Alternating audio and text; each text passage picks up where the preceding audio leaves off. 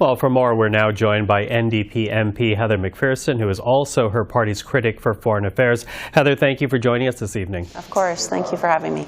Now, this motion began as basically a move to have the Palestinian state recognized by the Parliament of Canada. Instead, what we have here is a motion that's been amended.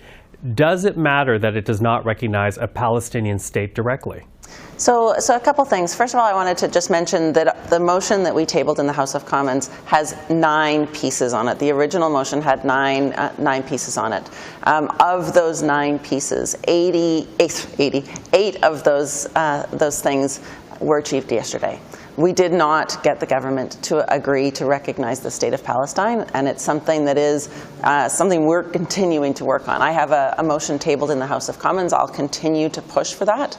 I don't understand how you can support a 2-state solution without recognizing 2 states, but there is significant things that we were able to achieve yesterday, and you know, significant changes to Canada's approach to dealing with the conflict in the Middle East. So we were quite pleased that we were able to get some of those things through the Parliament of Canada. Can you talk to us about specifically what you're happy about? Because against this, when you made your argument in the House, against this is this backdrop of the humanitarian crisis that's happening right now in Gaza. Yeah, I mean, first of all, I want to say, you know, this is the first time in the history of our Parliament that we have spoken about peace in the Middle East. We've spoken about Palestinian human rights. This is the first time in our Parliament that debate has happened in the House, and that's vital. Like, that's even just that. You know, I saw young people up in the stands, Palestinian Canadians, who were seeing their human rights recognized for the first time. And, you know, I went up and spoke to them afterwards. What a powerful moment.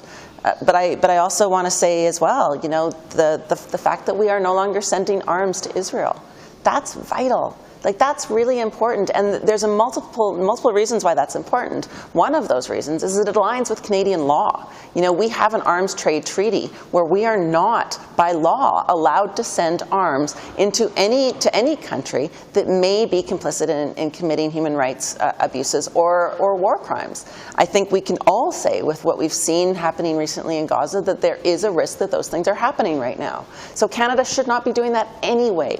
The fact that these arms can't be sent to Israel right now means that they can't be used against a population of civilians, because what we're seeing right now is collective punishment. You know, what Hamas did on October 7th was abhorrent. It was disgusting and vile, and every one of those terrorists should be held accountable. But the 13,000 children who have been killed, the 30,000 civilians who have lost their lives since October 7th, are not Hamas. They did not deserve to die. And collective punishment is illegal. Canada cannot be complicit in that.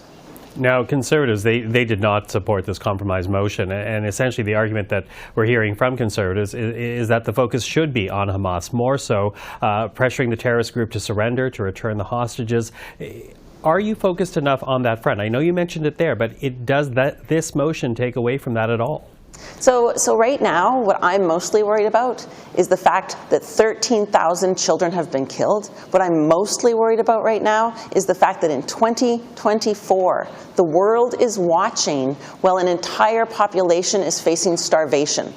That is the issue that we all should be looking at. You know, the ICJ is looking at the potential genocide of a people, and I don't think at this moment in time Canadians want their policymakers to be thinking about anything but how to bring peace, how to save children's lives, how to do everything we can to protect innocent lives. I mean, that is vitally important. So absolutely, Hamas needs to be held accountable.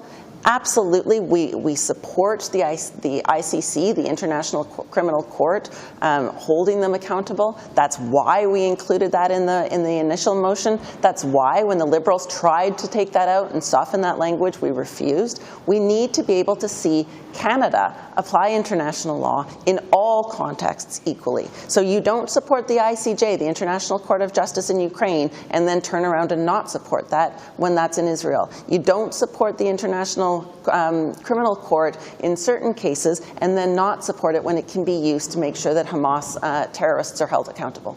And yet we are already hearing from the Friends of Simon Wiesenthal Center, and they're calling this motion a selling out of Israel and really a selling out of the Jewish community. How do you answer that? You know, right now what Netanyahu and his far-right government is doing is starving people, refusing to let aid trucks into Gaza. These are children. So we have an obligation under international law to hold them responsible. But I have to say too, you know, you quote from some groups that are upset with this motion. We worked with progressive Jewish organizations. I've spoken to many Canadian Jews who are very happy with our motion. You know, JSpace is an excellent organization that does amazing work and spoke about the need for this motion, you know, for us to have the recognition of Palestine as a state, for example, so that there could be peace. Because, you know, what a peaceful outcome does is it makes life safer for Palestinians, but it also makes life so much safer for Israelis.